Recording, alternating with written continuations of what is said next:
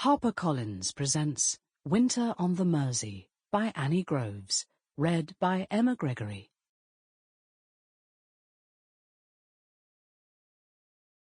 Chapter 1. Early Spring, 1944. Dolly Feeny tried to shut out the sound of her oldest daughter screaming. The sound echoed around the small terraced house, seeming to go on and on. Probably the whole road could hear the noise. Empire Street wasn't long, leading as it did down to the Dock Road in Bootle, with a corner shop at one end, a pub at the other, and the Mersey beyond the dockyards. On a normal day, Rita would be behind the counter in that shop, either before or after working her shift as a nursing sister at the nearby hospital. But today wasn't a normal day. Besides, everyone would know the reason for the screaming and would be with Rita all the way. Dolly put the kettle on again for what felt like the 100th time that morning.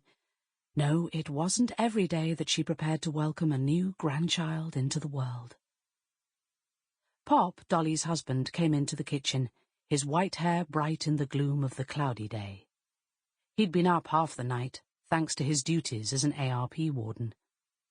Even though the raids that had plagued Merseyside for the earlier years of the war had died down, there was still the threat of danger from the crumbling buildings or streets that hadn't yet been cleared, and last night there had been a fire in an abandoned warehouse. Try as he might, he couldn't get the smell of burning out of his hair or from his skin. If it had been a normal day, he would have had a bath, filling it right up to the 4-inch regulation line they all had to adhere to nowadays, and staying in it for as long as the water retained any comforting warmth. Today, however, there were more important things on his mind. "Do you think she's all right?" he asked anxiously. He very rarely admitted to being worried about anything. He was the rock on whom the whole family depended, but the cries from upstairs were enough to shake anyone's confidence. He dearly loved Rita, as he did all his children, and couldn't bear the thought of anything happening to her. "Course she is." Dolly spoke warmly but firmly. "You weren't in the house when I had any of our 5. It sounds much worse than it is. And remember, she's had 2 already. She'll be right as rain." She smiled reassuringly, hoping that what she said was true. 9 years had passed since Rita had last given birth, and she'd lost weight since then, thanks to the wartime diet and her non-stop hard work. But she was fit and healthy, and even more importantly, was no longer married to that cowardly deserter, Charlie Kennedy. Now she had finally married her childhood sweetheart, Jack Callahan, a pilot with the Fleet Air Arm, and as steady and loving a husband as any woman could ever hope for. Dolly knew that Rita wanted nothing more than to bear this baby safely, so that Jack could come home on leave and meet the precious creature. This must be the most longed-for child in the whole of Merseyside. God knew both of its parents had been through hell and back before getting together. Dolly's ears pricked up. "Listen, Pop."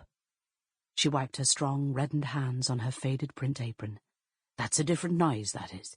Won't be long now." She lifted the boiling kettle across to where the teapot stood ready.